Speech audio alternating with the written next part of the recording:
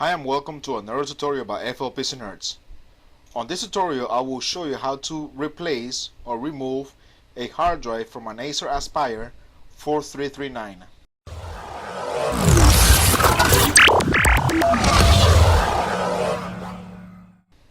To begin, let's remove the battery. So unlock the battery first, then release it.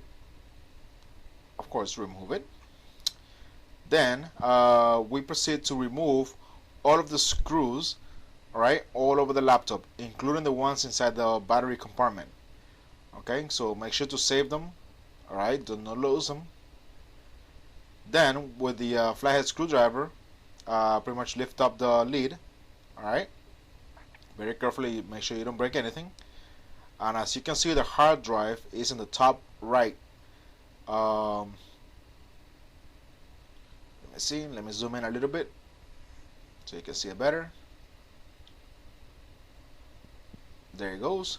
So what you need to do is make sure to safely remove the motherboard cable that goes from the motherboard to the USB ports using the flathead screwdriver. Lift up the little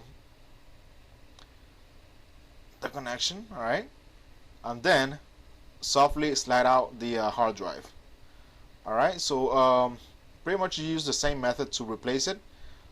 Just make sure to slide it back in and connect the cable the same way that you removed it. Alright, that's it for now. Until next time.